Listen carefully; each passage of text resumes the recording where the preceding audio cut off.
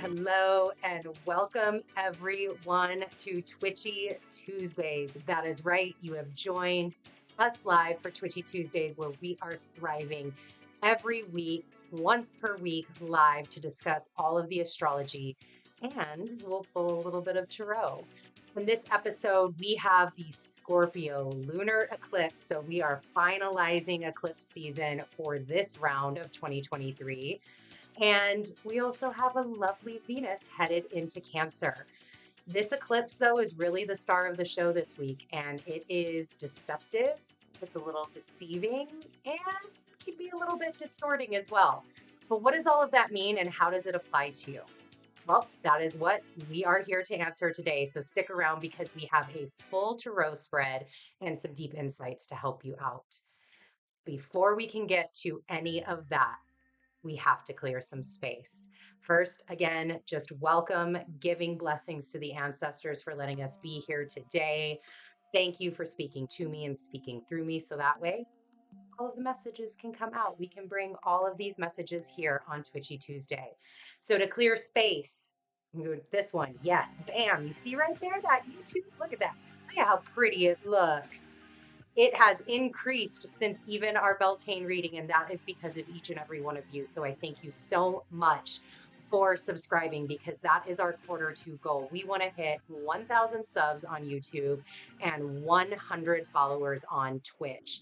That is what we are here to do. That gets us part of the way there to monetization, and we are looking to grow this channel and its offerings, and that is one way to do it. Like getting solar fire, that is on the list. It is on the list. As soon as we hit those goals, solar fire is coming in, and that is just going to help really enrich what we do here every week on Twitchy Tuesdays. The other thing I want to let everybody know is all May Twitchy Tuesdays are scheduled, y'all. It is there. We have them up. So you can go to YouTube.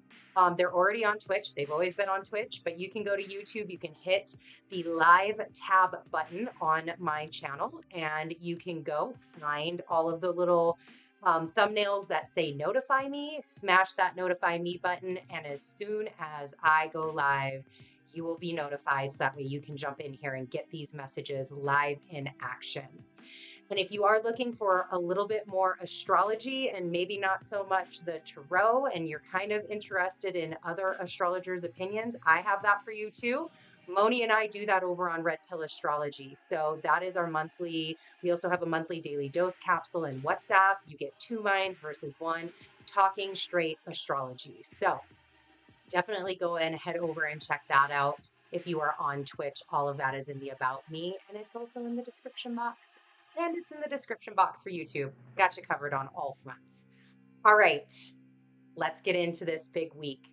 We have a very amazing eclipse, and I am really excited about it.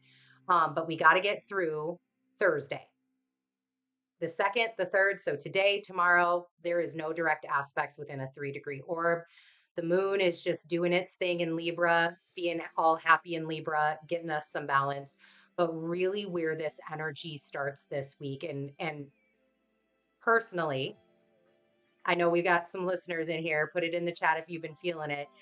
I don't know necessarily if the eclipse ever left, like the energy ever left, but it definitely got turned down a little bit.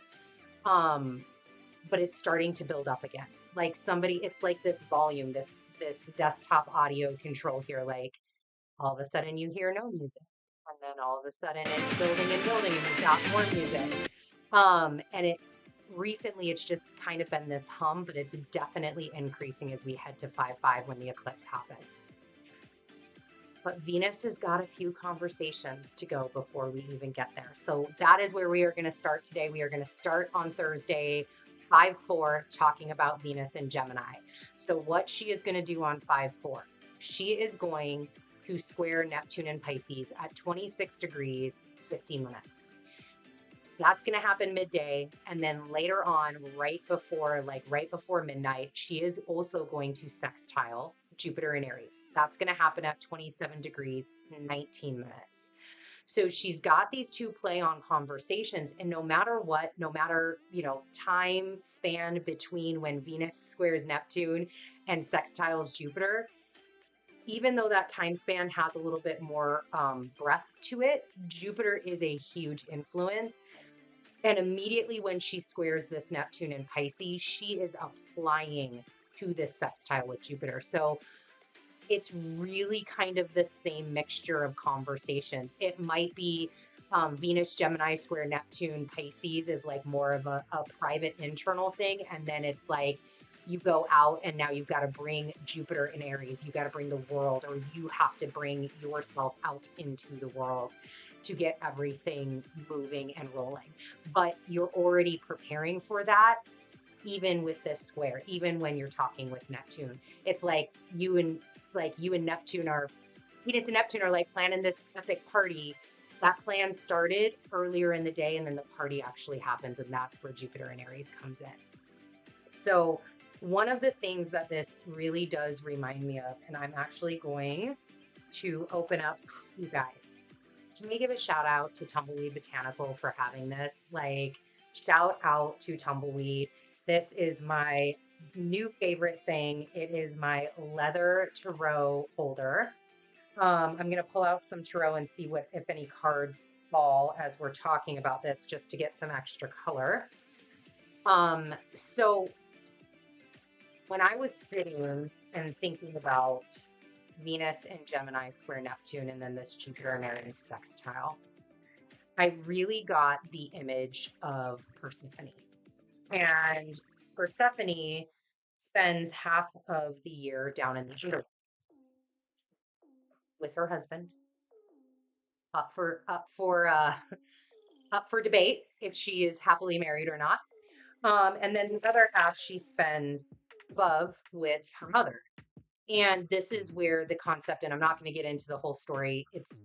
That is what Google is for. That is what ChatGPT is for. You can go figure that out, but just stick with the concept. So this is where kind of the change of seasons come, right? Like when she's in the overworld, when she's here on Earth, it's beautiful, it's abundant, things are moving. When she's down in the underworld, everything is dried and dead, and we go through wintertime. So just to kind of set that stage.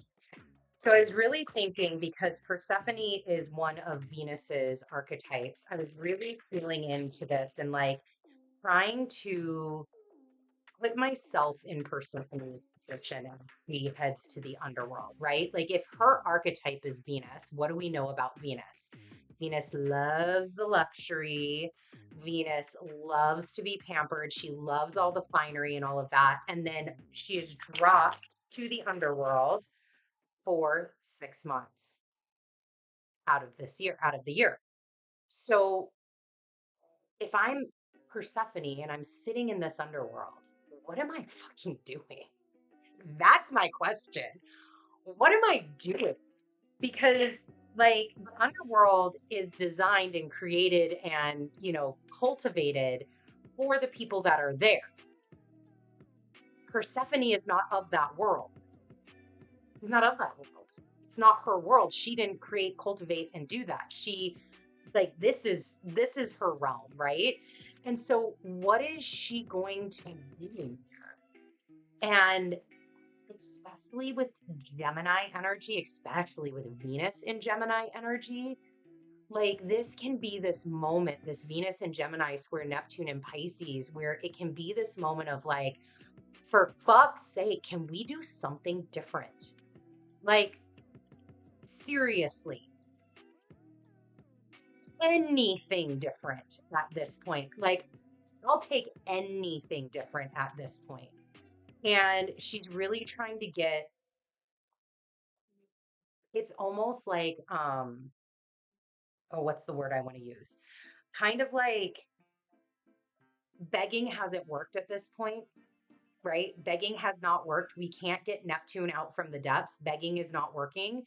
So instead, she has to be a little more clever, which in Gemini, she is freaking clever. She can figure this out.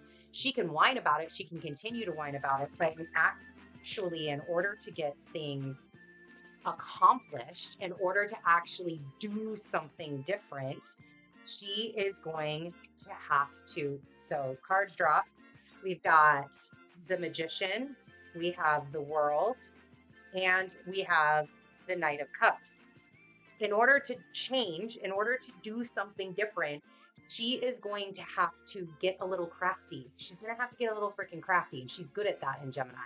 She is good at figuring out how to play on these emotions to get what she wants, to make the action happen that she wants, this Knight of Cups. Look, she gonna make something happen. This square gonna make something come out of it. She's gonna make sure that that happens.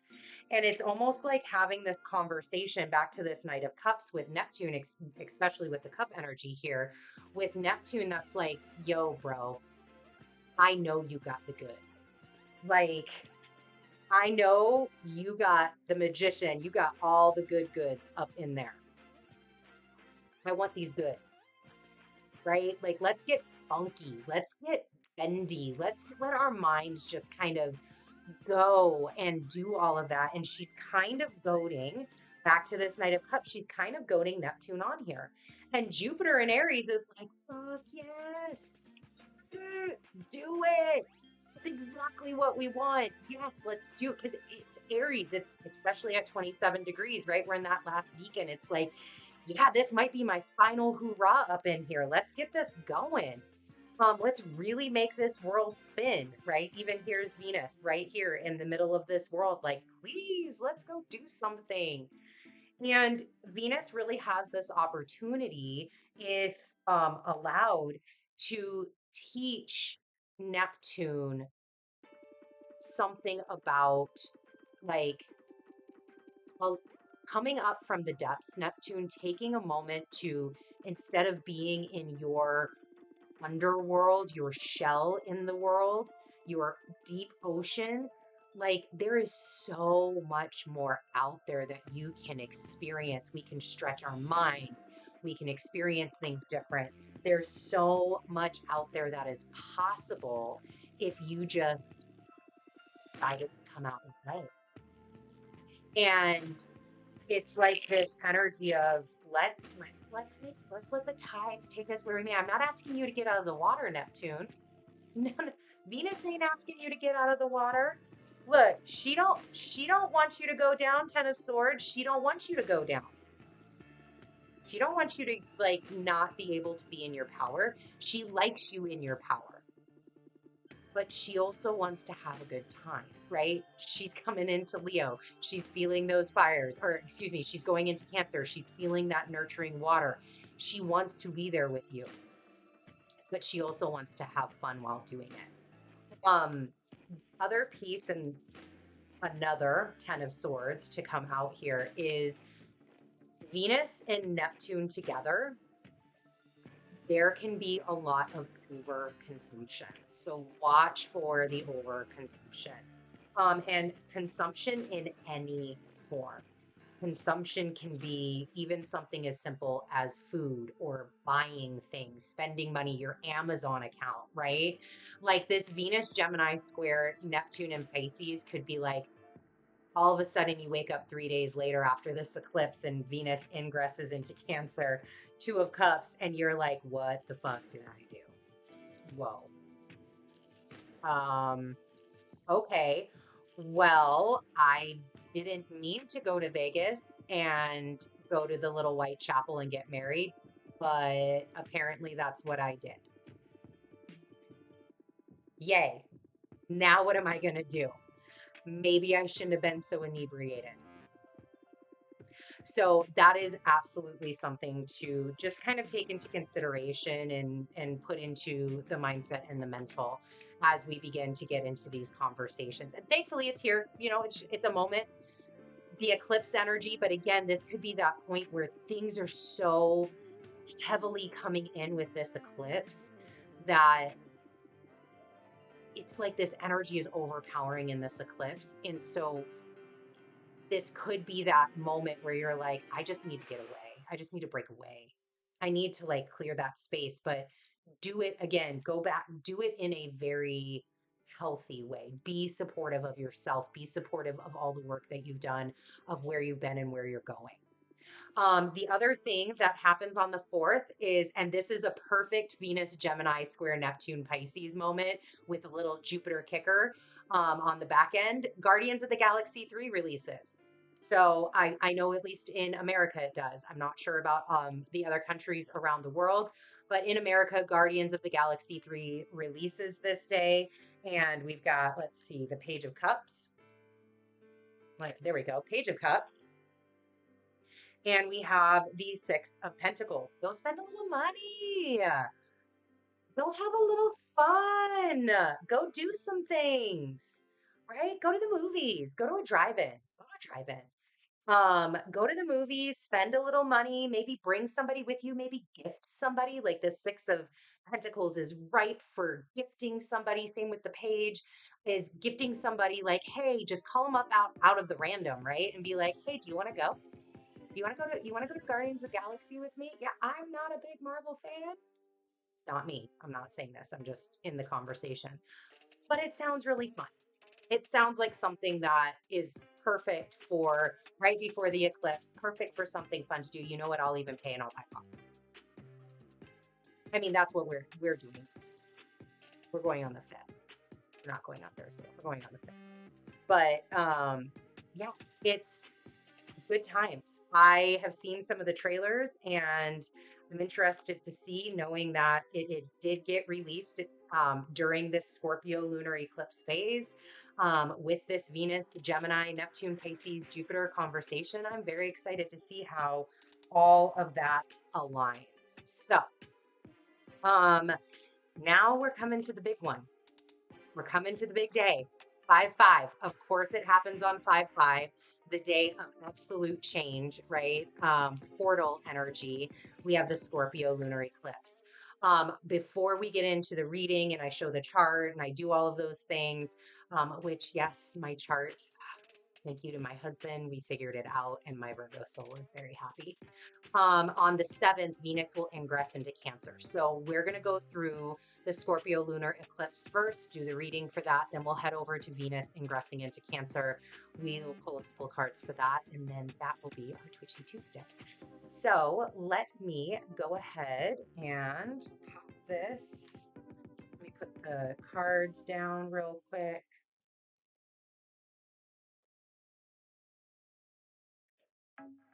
It is intense in here. I don't have the fan on. It is getting toasty up in here.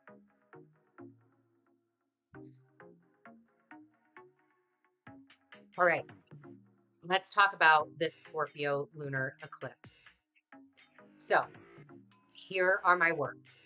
If you've been watching for a while, if you've been joining me for a while, all of the moons and sometimes some ingresses, I get very key distinction either in words or in a phrase format. Happens all the time. I bring it to you live here, channeled messages. And this Scorpio lunar eclipse, my three words, and they came as a combined phrasing. Um, this lunar eclipse is deceptive, deceiving, and distorted. And we're going to go through each one of those keywords and break down what this lunar eclipse really means by that. Because if you just took it at face value, look, me, myself, I'd want to go run and hide. Definitely do not want to do that during this Scorpio lunar eclipse. There is some wonderful, really amazing potential, pure potential energy that is available to us to be able to move through, timeline jump in. There's just so much opening up with this. So let's pull up the chart and we'll talk about it. This is a prenumbrial lunar eclipse, by the way, first off, and that means it is a full moon. So lunar eclipses are full moons. It is prenumbrial because it is not exact. It's not on the nodes. It's not conjunct the nodes. So that's a little bit of where the deceptiveness comes in. So let's take a look at this chart. Talk about it, y'all. Drop it in the chat. I mean, way happier than the other one. If you watched the last one where I pulled a chart, way happier with this one. All right, let me go ahead and pull it up so that way I can draw on it for everyone. So this is being pulled for Central Time Zone. I am in Texas, so this is Central Time 5/5 at 12:34 p.m. Central. So make sure you adjust for where you are located in the world. And this is the beautiful chart. So we are going to start right away with the moon, the star of this show. This is the moon found right here at 14 degrees, 58 minutes of Scorpio. That is the glyph for Scorpio. The sun is directly opposing. This is what makes full moons. Over here in the amazing sign of Taurus, 14 degrees, 58 minutes. So as you can already see, and I'm going to change color here to green because we are in Taurus, there is a lot of energy already in Taurus, right? We've got this node, Mercury right here, and we have Uranus still hanging out. So yes, this is the crazy thing about this, is there is no direct aspects within 3 degrees of any. It's pretty fucking mind blowing. Now, there are obviously instances, there are obviously like these energies in Taurus still have an effect on the sun. The full moon is here. The north node is still, south node is still in Scorpio. It still has an effect on this moon. It's just not like in that 3 to 4 zone where everything really gets amplified. So this is one of everything about this moon. Things about this moon really nothing to do with the moon itself. And that's where we get into conversation. So just let's talk about words. This applies to this moon for everything's needs. These clips be available to be viewed in Australia. You in Australia, cheers to you, mate. You get to see a little bit of action.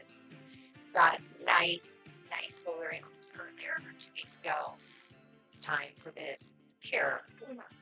So this eclipse, even if you could see it as it is in prenumbrial, you're seeing it very light. There's very light that is going to be seen over this moon. So it doesn't make you think of what an eclipse looks like, a lunar eclipse, like that conjure in your mind is like, okay, got this full shadow. shadow where we can't see, etc. That's where this deceptive nature of this moon comes in, because it has to be a very light shadow.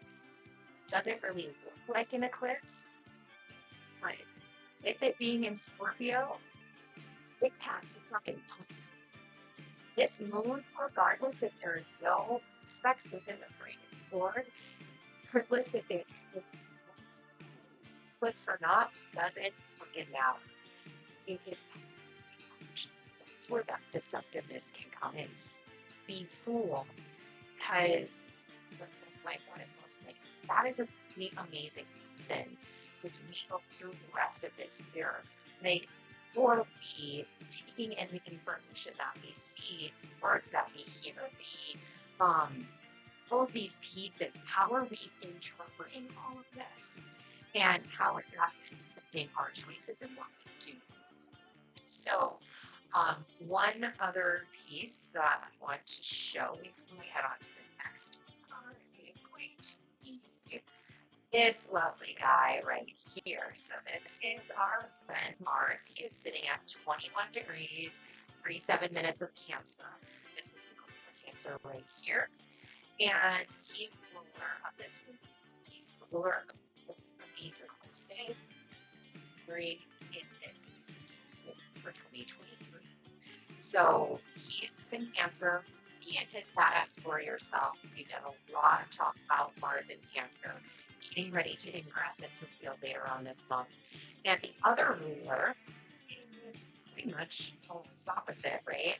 Heading that way is this now retrograde Pluto in Aquarius at 0 degrees, 22 minutes. We'll see for going for Aquarius. So just retrograde. He retrograde yesterday. Video that you can watch. Switchy Tuesday covered that. Make sure if you are on YouTube, it'll be right here. I'll replay it, where you can go back and just read. We've got highlights on Twitch. So we've got Mars over here. He's the traditional ruler of Scorpio. We have Pluto now, the Scorpio, and these two and there's more happening with Pluto and Mars than there is with this moon. So this is where the deceiving part comes in. And with no what's going on with this moon, it's like, you want to be drawn square. Like, you want to look at everything else versus what the moon is actually trying to show you. So, yeah, we need to, we have to acknowledge Mars and Pluto people are rulers. Like, this is why I'm like crazy marking up this chart, because this really should be on.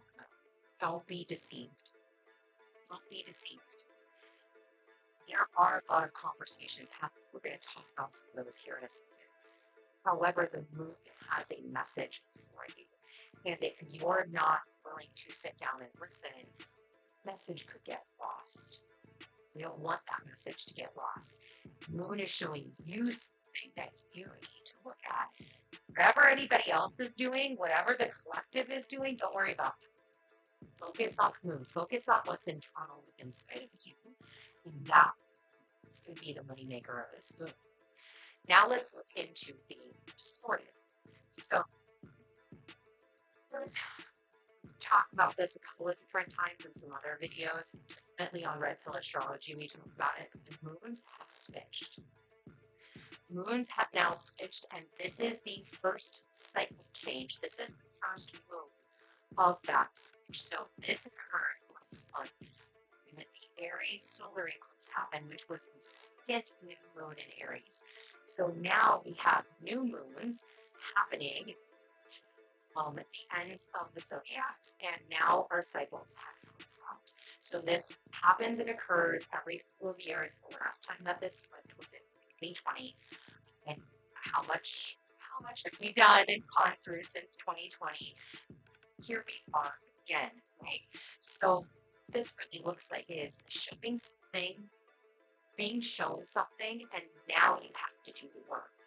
Versus over the last couple of years, we've been able to do work and see what comes out of it. So this is that a little bit of a shift. We got a little bit of a shift going on.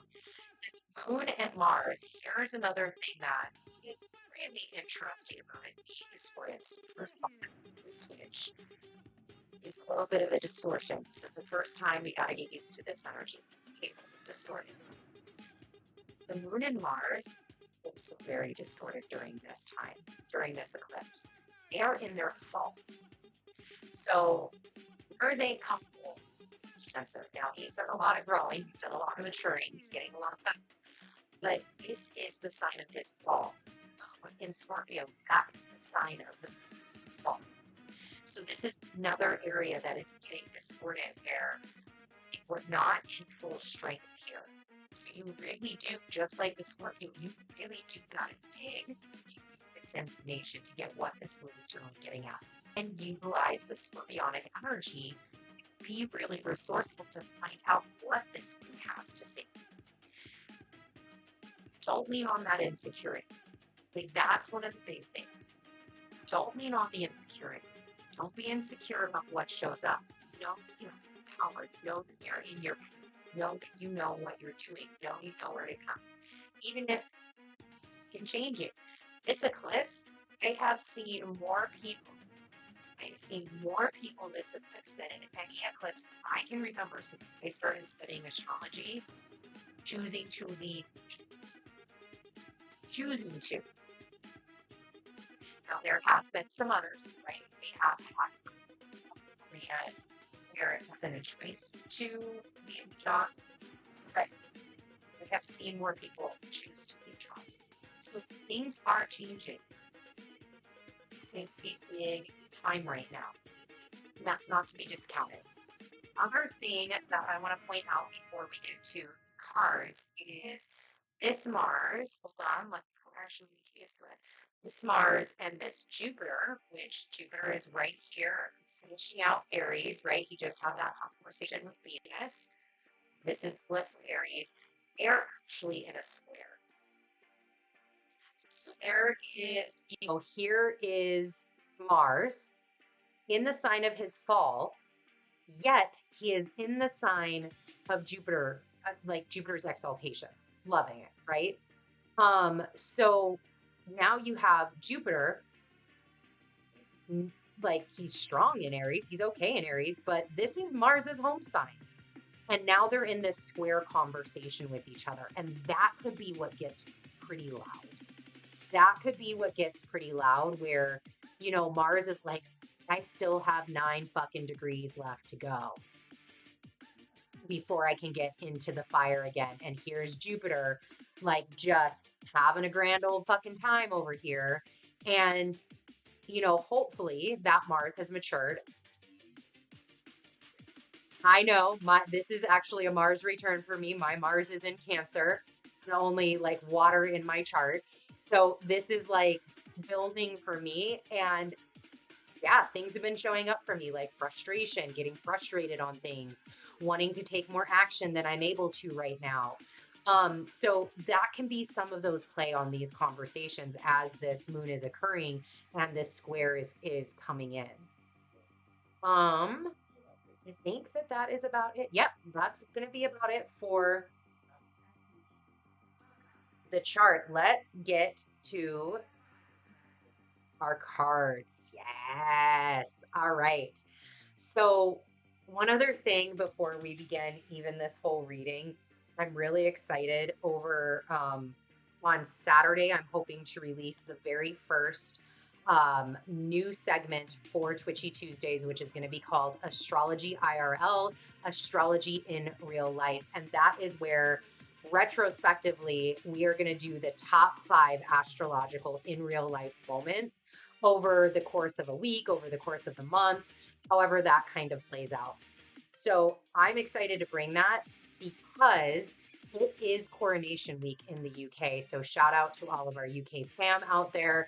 It is Coronation Week. That is a really big fucking deal. I am very interested. I've always found, I love, this is my Sagittarius coming out. I love learning about these things. I obviously was not alive when Queen Elizabeth was coronated. So this may be my first and maybe even my only time that I get to witness a coronation um, from the UK. So I'm really excited about this. This is very, very exciting, although very interestingly placed, right? The day after an eclipse.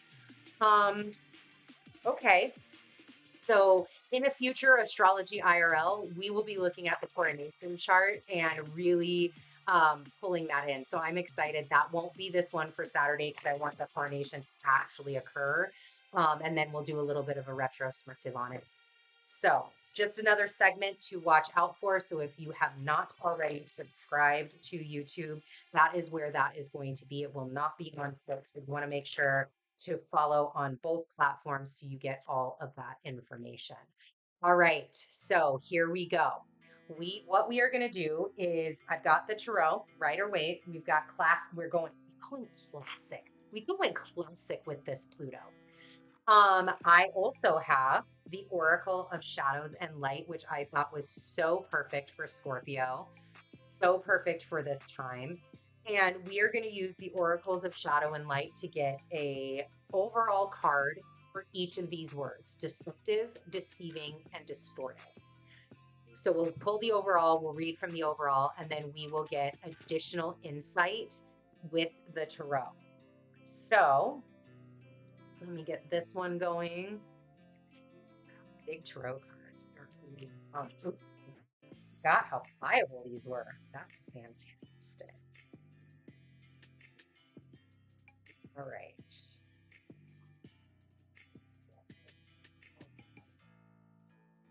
Seriously, it is toasty up in here.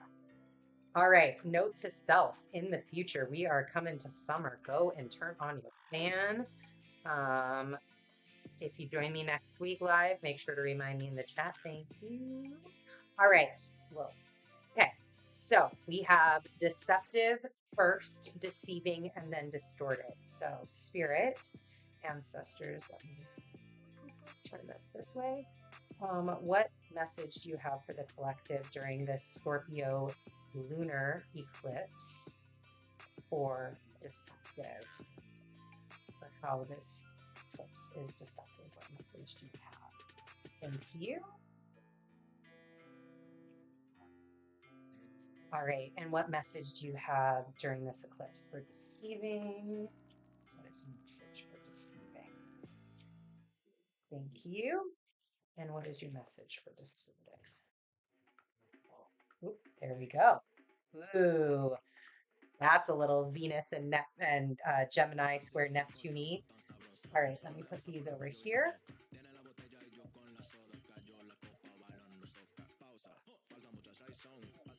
All right, so let's see what we have. So lots of sevens right away. So we have strangely lonely, holding on way too tight with the number 17. Very like Celtic in nature. She even has red hair. She's got some sigils here. Interesting to see what this comes out, especially since we just celebrated Beltane. Might have a little bit of tie into that. And then we have 37, Candy Cane Angel. It's time for a treat. She just like, look at her little eyes. This reminds me of that emoji, like the crying eye emoji. And then we have 32, Sea Storm, calm amid chaos. And chaos is abound. All right, so let's get the book out and let's start with deceptive first. So I'm going to put this up here. I'm going to bring deceptive down and let's get into deceptive first. So let's take a look at what it says. All right, here we go. Deceptive, strangely lonely. I'll hold it up a little bit.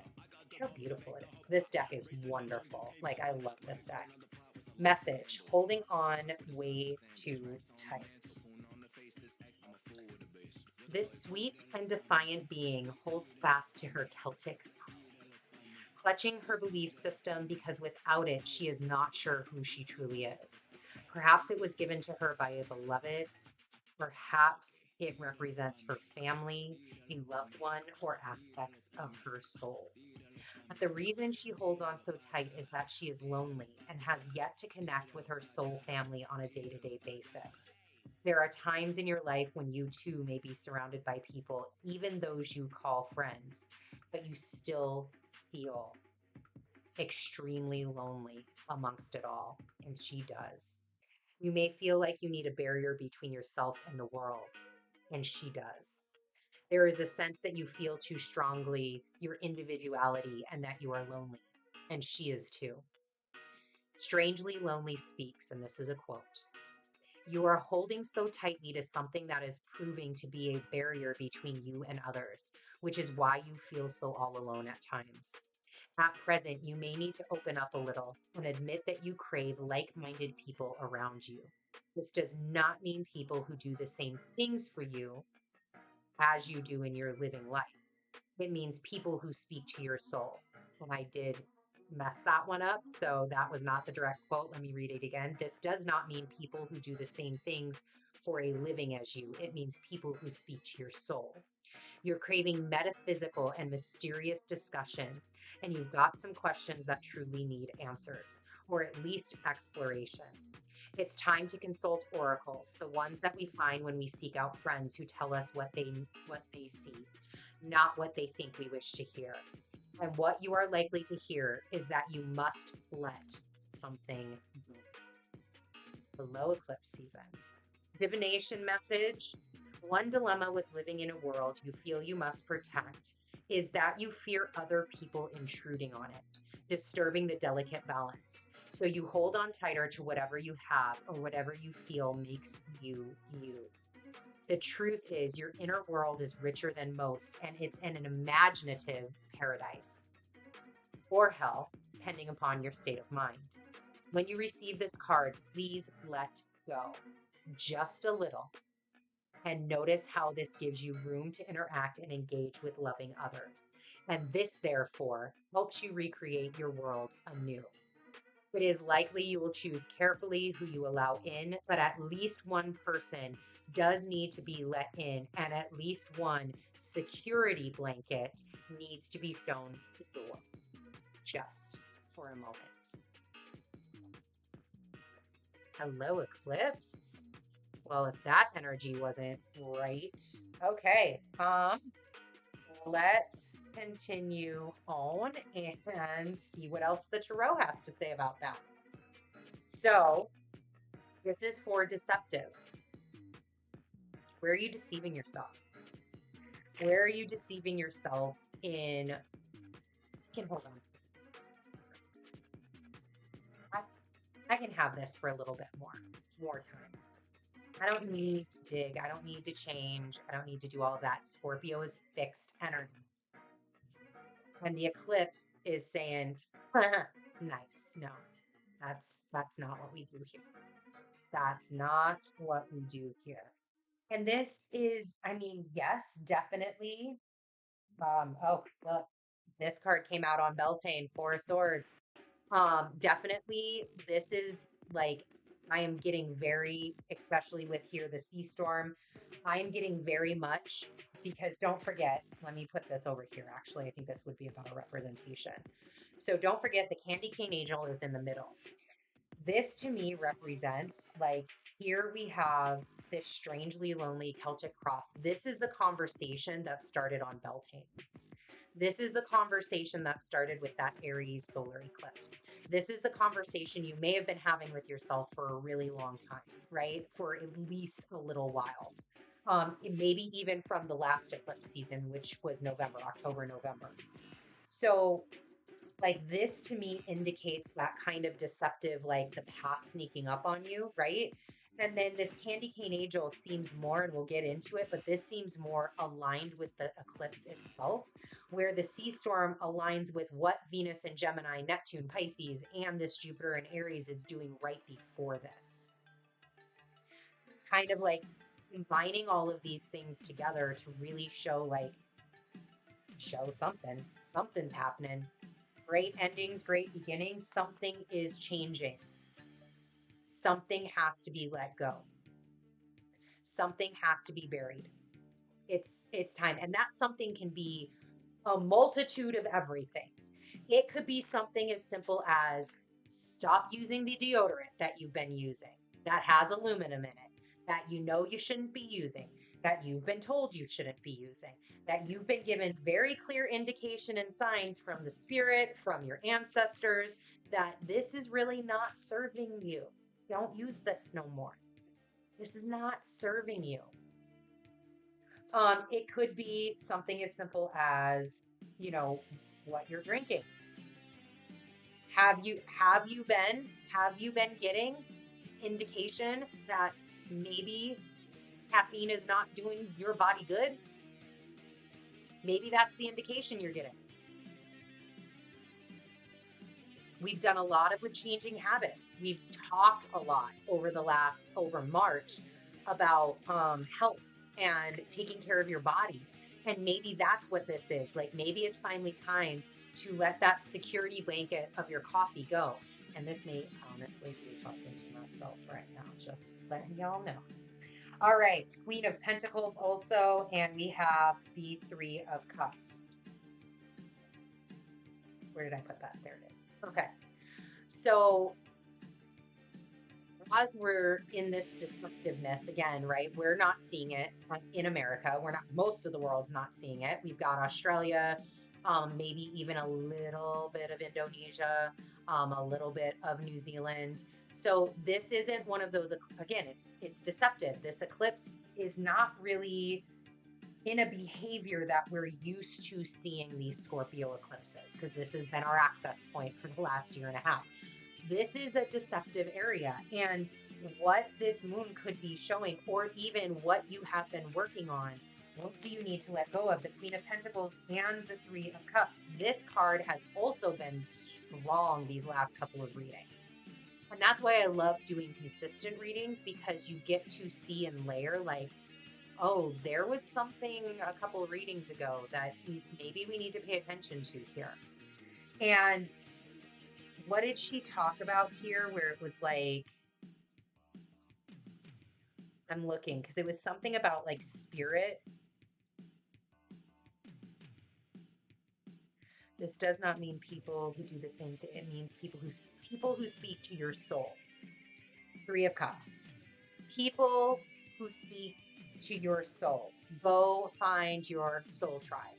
You can't find your soul tribe if you aren't in this space where, it's like, I'm getting, again, going back to Beltane, spring clean you. If you spring clean you will know more of what you want. This conversation is over and over and over again. What do you want? What are your values? Are you aligned? Are you moving in the direction of that? Are the decisions you're making aligning, Queen of Pentacles, aligning with your highest path and purpose? Are they aligning with your goals? Not the goals that maybe like, the goals that are tangible, the goals that are on earth. We still are in Taurus season. The seeds that we're planting. What do you need to let go of in order to do that? What do you need to say goodbye to? I mean, if outside of the death card in the minor arcana, this is pretty much death, right? This is bury it and get it the fuck out. Mourn it. Go ahead and grieve. This is like the funeral, right? You've got the window in the background, obviously in a church. Effigy here. We've got his sword here. We've got three others. Like, salute. Thank you. Thank you, past. Thank you, whatever the fuck this is. Thank you for your presence in my life. Thank you for everything that you gave me. Thank you for all the lessons that you've taught me. I would not be here today if it was not for you. We appreciate you. Bye-bye. I have way too much good. I have way too much I'm trying to accomplish with this Queen of Pentacles. I have way too much abundance coming in. I have way too much to live for, to be stuck here, to be stuck in this strangely lonely, to be stuck holding holding on so tightly. I am worth more than that. I am worth more than that. I need to let go. I need to let go. I need to find and surround myself with the people that set my soul on fire, that continue to get me to my goals, that I can have deep, engaging conversations in. Because that's really right. Like here we are with this Venus in Gemini. She wants to be surface level. So you're kind of button up against that. She wants to be surface level right now.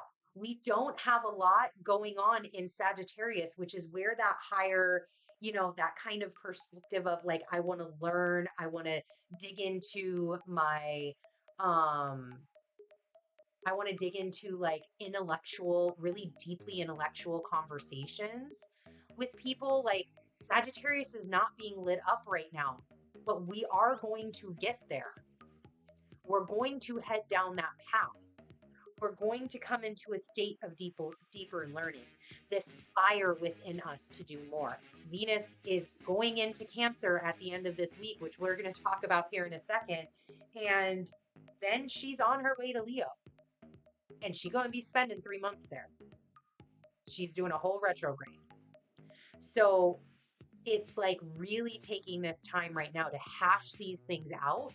So when you get to that Venus and Leo, when we get to this Sagittarius energy that's going to be coming, we can apply, we've got the people that are going to light that fire underneath us, that are going to keep pushing us, that are going to keep getting us into uncomfortable areas and pushing us to grow through those. Heal, thrive, grow. Heal, thrive, grow. That's what we do. That's the whole motto at Twitchy Tuesday. That's the whole motto for Habitual Sages. Helping 1 million people heal, thrive, and grow. Vision. I had to let go of certain things in order to get to that vision. I had to let go to my limited mindset. I had to let go of the way I thought things should be to get to that mindset. I had to surround myself with people that got me there, continue to try to challenge me. That when I stopped reading over the last year, wasn't just like, oh, I get it. I understand you move. I understand. No, it was, so when are you getting to, when are you actually going to get back at this? This is how we cultivate. This is how we continue to grow. All right, so that is the Strangely Lonely. I'm actually going to leave these. I'm fearing to leave these. We might get like a bigger, broader picture with them. Okay, so next out was 37, Candy Cane Angel. That is a 10. We love a good 10 in our lives. Love a big yes. All right, Candy Cane Angel. It's so cute. Look at how cute. Seriously, this deck. Obviously, the link is in the description box.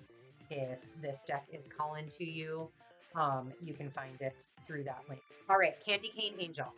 It is time for a treat. And this is deceiving, by the way. It is time for a treat. All right, the Candy Cane Angel is in charge of letting you know when it is time for some little luxuries.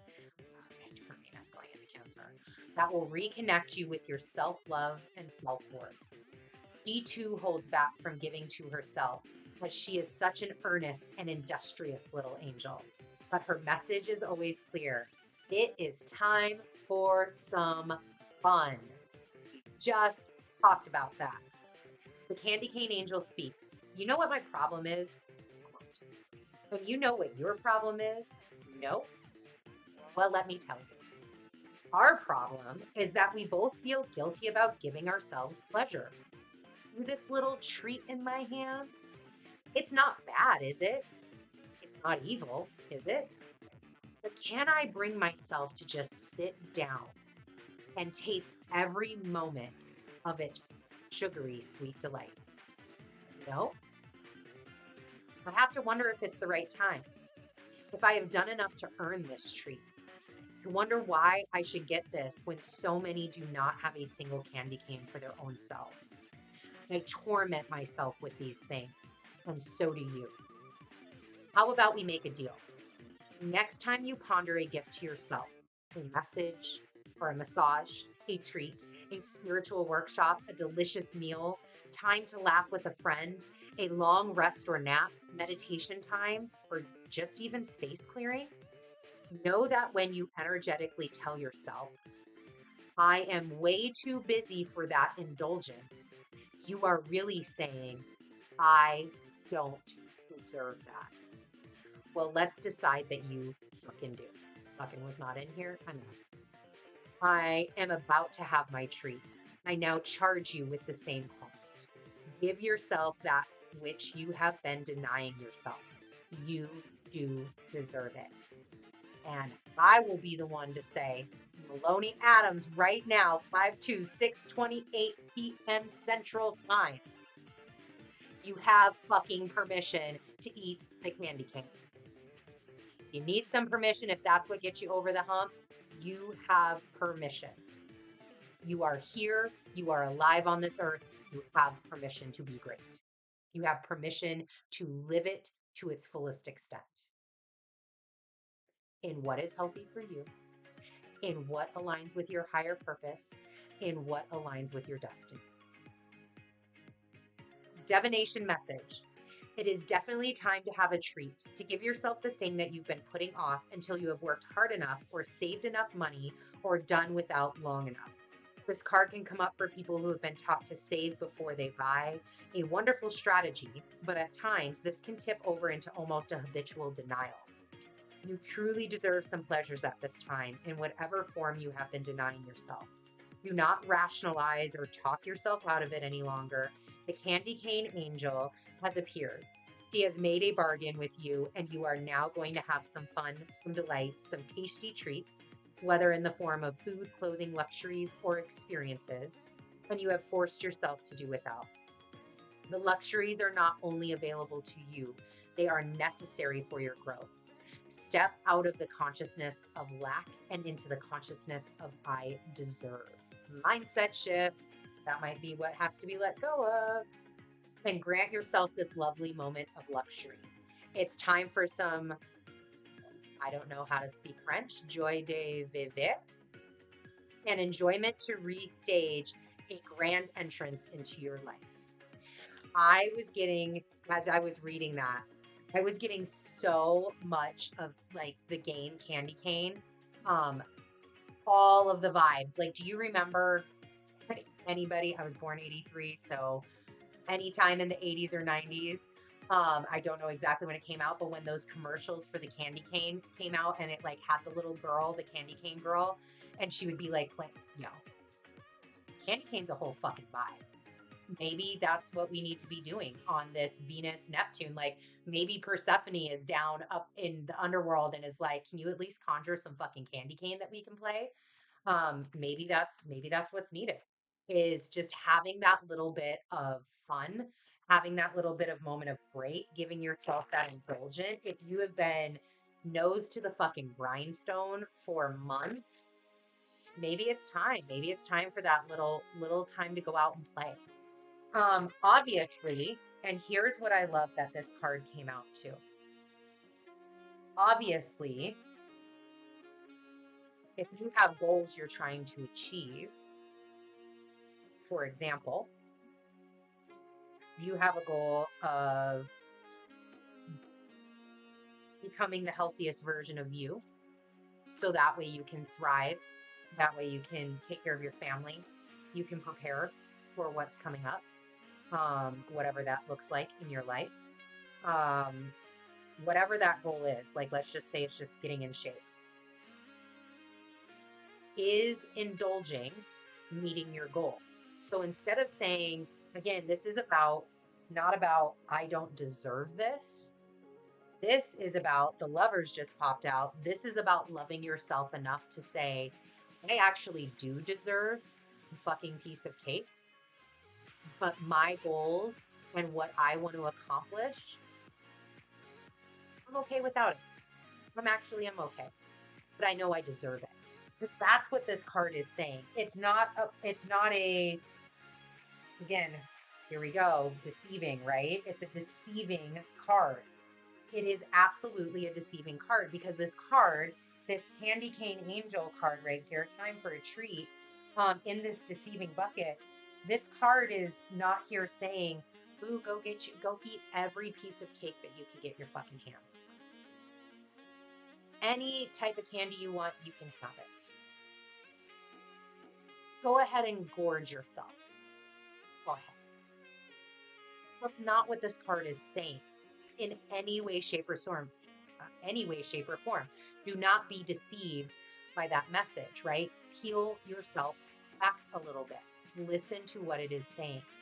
What it is talking about is understanding that you deserve the things that are coming to you, that you deserve to take a moment and celebrate yourself. It comes back to this celebration, that you deserve all of the goodness in life, whatever form that takes for you.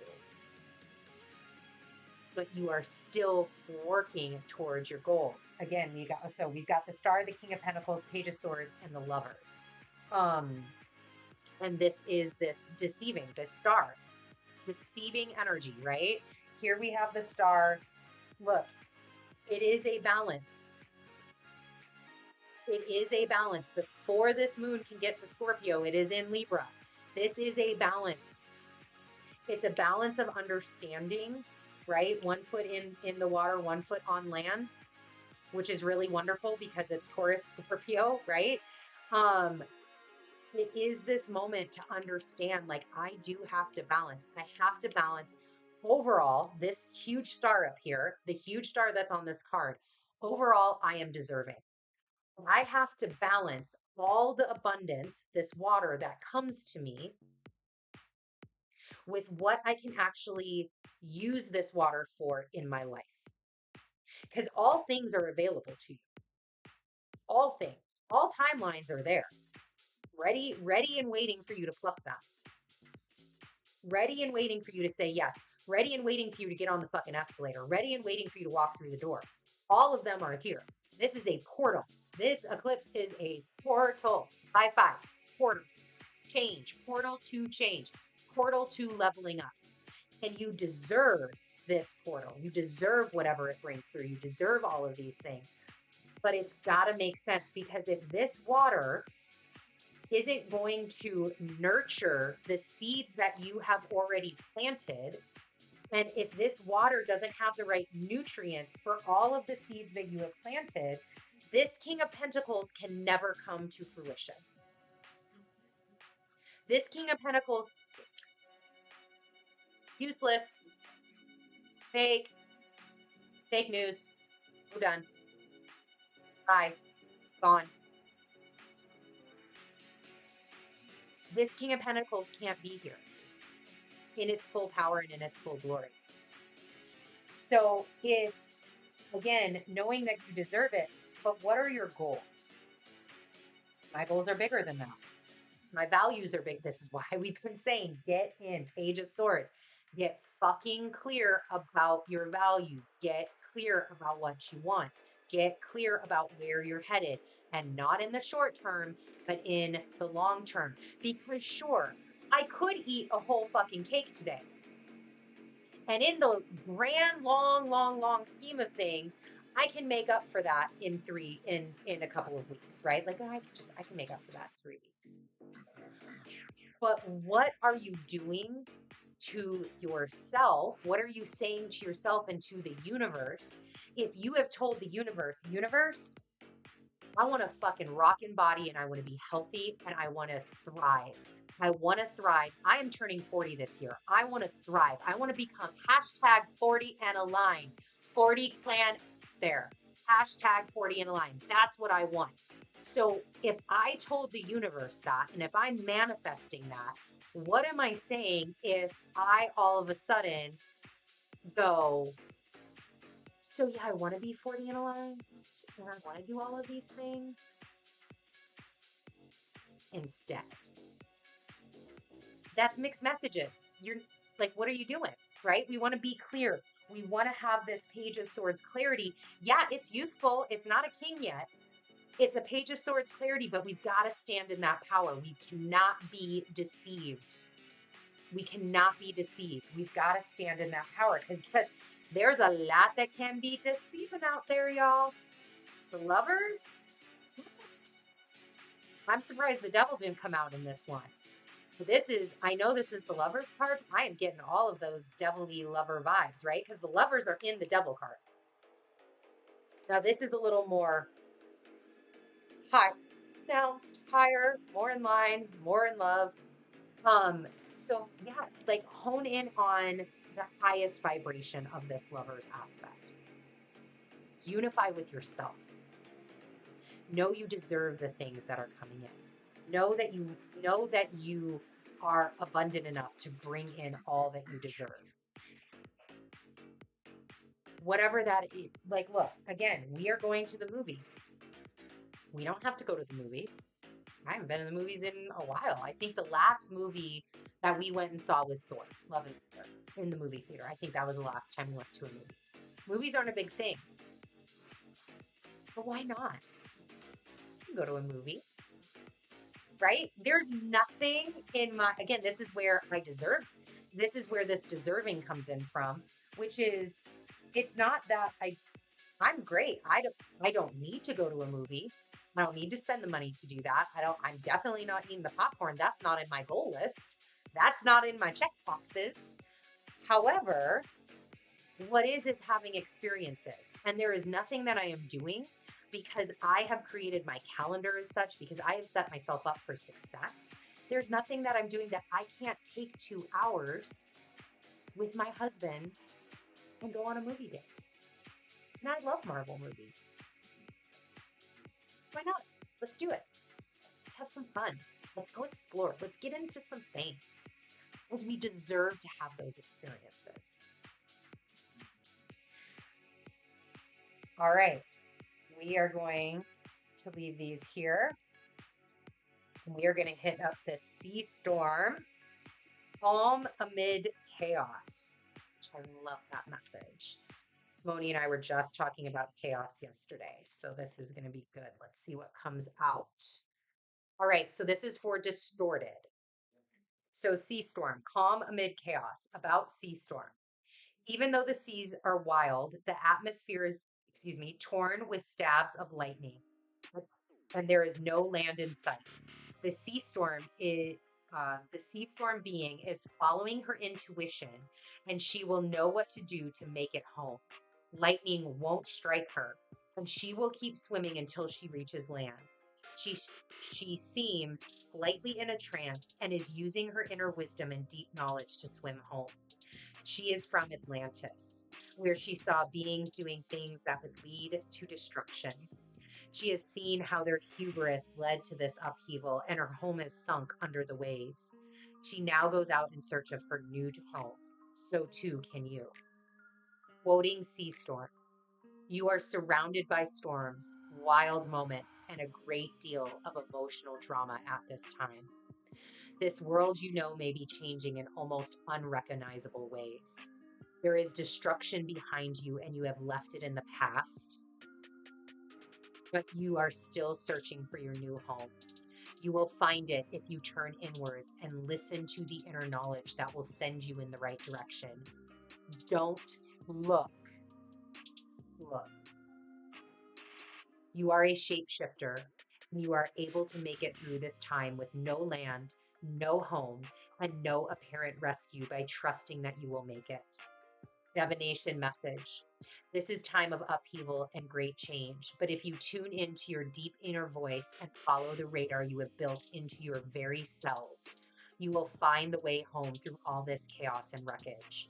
The old world is gone. The new world is yet to be formed. Found, but formed if it landed for you. The journey will continue for some time, but trust, and follow the compass of your inner guidance. Listen, check in with your wisdom, and then go in that direction. You are more adaptable, more flexible, more able to survive than you know. Interest in the lands of Lemuria and Atlantis and memories of these lands may be resurfacing. Like, shout out to Pluto retrograde in Aquarius, right? Shout out to Saturn in Pisces, Neptune in Pisces right now. Let's give a big shout out if you are Atlantean, Lemurian, if that is your lineage, your past, your history. Shout out to you. Thank you for joining me today. Definitely love Lemurian and Atlantis energy. So this is searching for home, searching for where you are at, distorted. Your view of home is distorted. The seas, the lightning, it's all distorting everything. So I love that distorted aligned with this word, with this card, because distortion is viewing something. How do you know something's distorted, right? You see it, you feel it, it's distorted. It's a sensory thing. This card is very clearly saying the way out of your distortion is to go in. Internal. Connect. I heard it loud and clear multiple times through this message. Connect with your ancestors. Get a goon rise, right? Like, get with your ancestors. Get with them. Develop relationships with them. They are here to help and support you.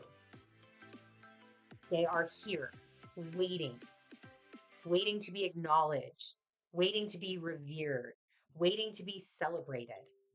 5 of Rods, waiting to have some sort of action taken, even if this is like, well, I don't know what to do with, I don't know if I should be, what are people, don't worry about all of that. This is an internal you thing. Get going. Whoa, look, ancestors were like, we want all the cards because you're talking. Okay, well, we're going to do this one instead. 2 of Cups.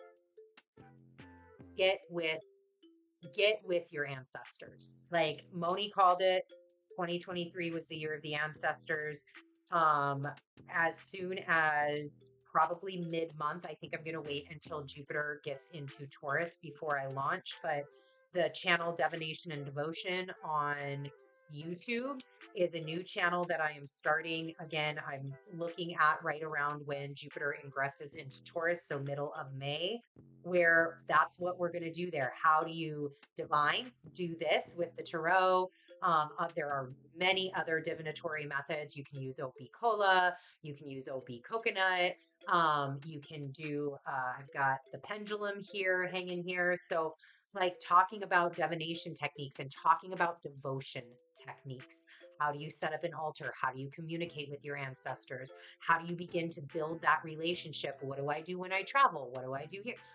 Those are all questions that channel is going to be focused on. So if that is of interest to you, if this message is calling to you, again, it is in the process of being set up, something new opening up for this Scorpio eclipse, something new opening up in the realm of the ancestors as Scorpio digs in, as we've got Pluto here. So if that is of interest to you, you can find that connection point right in my YouTube channel today for Twitchy Tuesday. You can go there, you can subscribe, you can get notified so that way when videos stop dropping, because they're not going to be live videos, when I upload once a week, that's the intention of that channel, you've got all of that information coming to you. All right, let's see if there's any other messages outside of that really strong one about connecting with the ancestors. Yep, Temperance. So here's what's so interesting, right? Like, we've got Temperance here. We've got the Star here. Both. Look at them. 1 foot in the water, 1 foot in land. Scorpio, Taurus axis. The nodes are moving in, I think it's July. when we get there, we'll know. It's either June or July. So if anybody knows, drop it in the chat or put it in the comments. I don't have it handy on my mental right now, but June or July is when the nodes will be shifting. They will be coming out of this. So this to me is an indication of like time frame, right? The nodes are shifting. So this energy that you have access to right now, these messages, this information, this timeline jumping, all the things that we're doing right now, if these are resonating with you, you have only a little bit longer to go before that energy is waning, before that energy is not as prominent as it is right now. Then now that doesn't mean that the changes can't still happen. Well, why make it harder than it needs to be? Right? We're here. The energy's here. Why not just feel, go with it, move, flow, and flow. Right here we have temperance, flow from one to the other. So as we get this divinatory message of like, hey, there is chaos. I loved this line. This is a time of upheaval and great change. That is so absolutely true, and not just from an individual perspective, from a collective perspective. Like, I know you could probably say this about any fucking time in history, but yo, this is mind-boggling what we are going through right now. And it needs to be acknowledged. Elaine357 on YouTube, hello to you as well. Thank you for joining. So in this distorted, like the things that are happening right now, like, whoa, right? Collectively as a humanity, like, whoa. Time of upheaval and great change. And it's only going to continue. Pluto just dipped into Aquarius at 0 degrees. He's headed back. He ain't going to be here until 2024 November permanently. There is so much more upheaval and change as he swipes back and forth between Capricorn and Aquarius. And then he sits in Aquarius for 21 years. 2044 is when he will start to head out of Aquarius. So much upheaval and change with Pluto changing into that sign. So much. Like, look at all that's changed so far from 2008 till now when he's been in Capricorn, right? Like, it's all about the change right now. And how are you going to flow this temperance? How are you going to flow within that change? And again, I love that temperance is the only major arcana here when we talk about connecting into the inner you. Connecting, don't be distorted. Your distortion, your visual and sensory distortion is because you're not connecting inward. You're not connecting to the ancestors. And this angel in temperance right here is like here saying, hey, there's a lot more available to you out there than what you're seeing and what you're feeling. Get internal, get inside. Clear that distortion. Because there is Two of Cups. There's a lot that is coming in. There's a lot. Remember, things happen for you, not to you. There is a lot to celebrate. There is a lot to celebrate. If you are, again, I talked about this just a little earlier, if you are one of the individuals who have taken your destiny into your hands and started to walk your destiny path and said, you know what, I am going to go with what's more aligned for me. Congratulations, congratulate yourself. That didn't have to be easy. Nobody is saying any of this is easy. Fuck, is that worth it, man? You celebrating, you standing in your power, you fighting off the Five of Wands, you fighting off all of the naysayers and all of that shit because you wanted to quit your corporate 9 to 5 and like really great money and you want to put it into your passion of being a baker. Fucking celebrate that shit. I am here to congratulate you because you doing that allows me to have fire lit up under me. That's how through us, all things are possible. Through us, change occurs outside of us. This is how we create the ripples. I see somebody doing that. My vision is cleared enough. I know I deserve that. I'm not holding on to these old patterns and these old paradigms. I see all of it. It is open for me. It is bursting wide open. And I see the potentials and the possibilities. And I see that other people are doing it. I can do it too. There we go. I'm listening. I think that's it. That's where we're at. All right. This reading for the Scorpio eclipse is over. However, we've got one last thing before we sign off today. We have Venus headed into Cancer. So I'm going to pull these cards because I'm only going to be using this. Oops, hello. I'm only going to be using the Rider Waite Tarot. So let me get this back over here. I'll leave these here so that way everybody can still see them.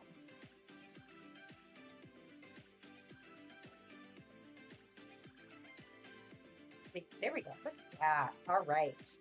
So Venus ingress into Cancer. You've been doing some fun things in Gemini. She is going into Cancer. I think I said on the 7th. Is that what I said? Yes, on the 7th. So she'll ingress into Cancer on the 7th. Venus in Cancer, like Venus in it's a stark shift from Gemini to Cancer. It is. It's like being thrown into the ocean, right? It's being thrown. And here we had this Venus kind of superficial, wanting to have fun, being all chatty. And then Venus immediately gets into Cancer and is like, I want to be at home. I want all my comforts. I want to be super tender. I want to play in my emotions. And I want to like look at all of my, speaking of candy cane, right? Nostalgia. That's a Venus in Cancer trait right there. Nostalgia. It's like, I want to go, like people could be going home, their family home, and they want to go through a bunch of old photo albums. Or, okay.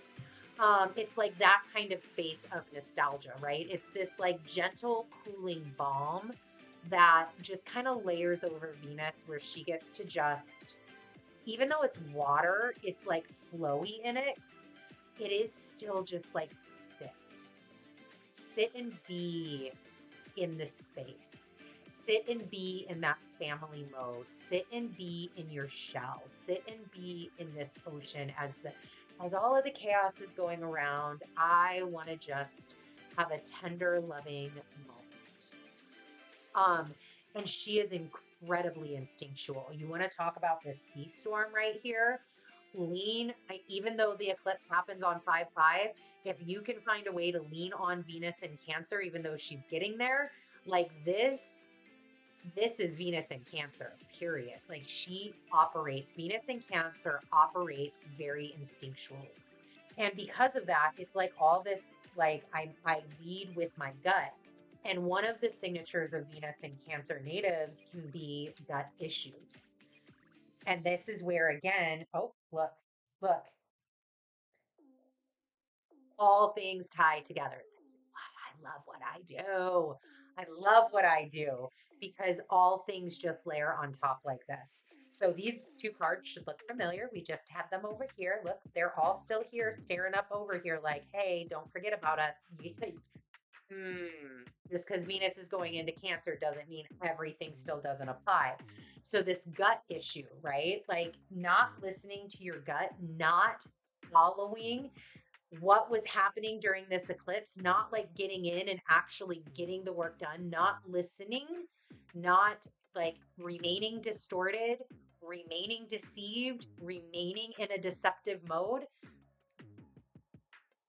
That's going to get real uncomfortable as we move on. That's going to get real uncomfortable. That shit's got to go. That shit's got to go. Because that's not the vibe. This is the vibe. We love this Two of Cups. This is the vibe. Venus wants to be instinctual. She wants to be excited. She wants to have fun. She wants to do all of this nurturance, this union, this home. She wants to be secure. She wants to feel that security, that stability in something. That is not found in this Four of Swords. That's like, that's gut issues. That's like, oh, I've got indigestion. That's like, I got diarrhea. That's, I've got to be in the bathroom, running to the bathroom. I got IBS, right? Like that Four of Swords, that's what the Four of Swords is. We want to be in this Two of Cups. And when she looks for security, and this is why I love that the Two of Cups came here. When she looks for this security, she's, oops. Ah, there he is. Boom, the Fool. We had the Fool pop out. Mars.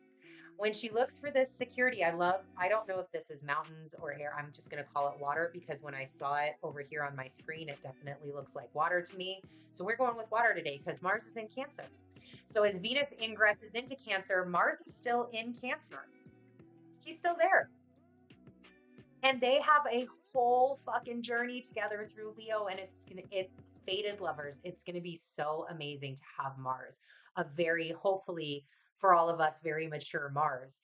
And that's who Venus is going to look for this security, is Mars, right? Is this warrior type Mars, this Mars that's not afraid to take any action that comes to him, is not afraid to go on this great journey with her into Leo, is not afraid to be there for her and hold her and help her be secure as she has to retrograde through Leo.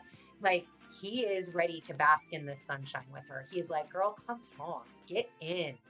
Let's go. We good. And it's interesting because I'm hearing the message too, because like, right, here's in this Two of Cups, here's the male on the right side, the Fool here, obviously aligning with Mars, right? Mars in Cancer. We have the feminine archetype here in the Two of Cups on the left, which of course it's on the left and right, all things. And then we have this Four of Swords.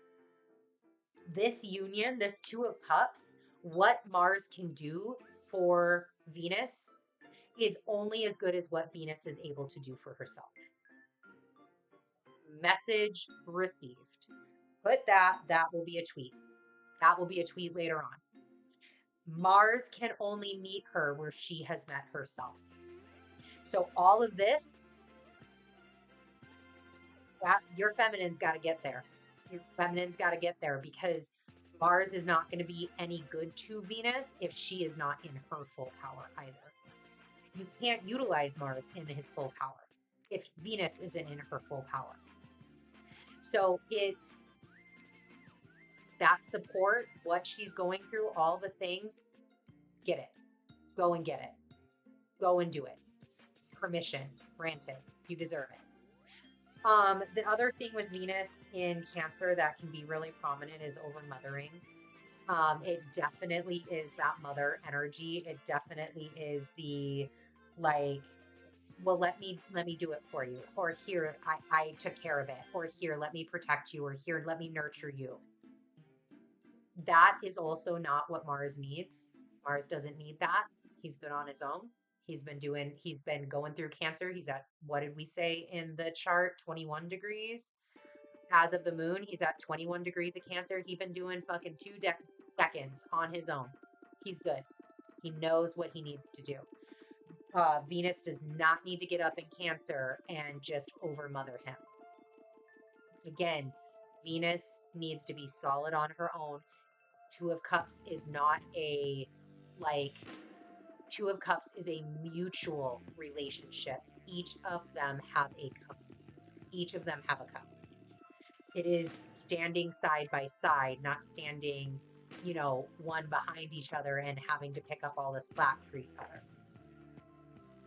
It is truly being in both in that power. Now, that doesn't mean that sometimes you don't need support and other times, right? Venus is going to need support. Mars is going to need support. He's going to leave her behind. He's going to go into Leo at the end of the month and he's going to wait for her to catch up. So Mars is going to need a little bit of support. And that's okay. But the point is that in order to give that support, you also have to be in a space that you can receive somebody telling you that they need your support. Are you there? That's what we're looking for. All right. I'm putting those back because that's done. We are done for today. Thank you, everyone, for joining me. Again, whoop, there we go. This way, we've got goals. Make sure that you head over to YouTube or Twitch. Make sure you hit that follow. Make sure you hit that subscribe. Again, a lot of things opening up and happening for myself. I'm going through all of these energies just like everybody. And it's showing up personally. So we've got a lot coming up this month. This month is got some great astrology in it, great expansion, especially as Jupiter begins to ingress into Taurus. And that is just, we're going to open up a whole bunch over here. So make sure that you follow, make sure you subscribe, and join me live every Tuesday right here on Twitch and YouTube. You know, listen to the astrology, stay for the tarot. That's what we do here. All right, everybody, have a great one. Enjoy your beautiful eclipse. Bye.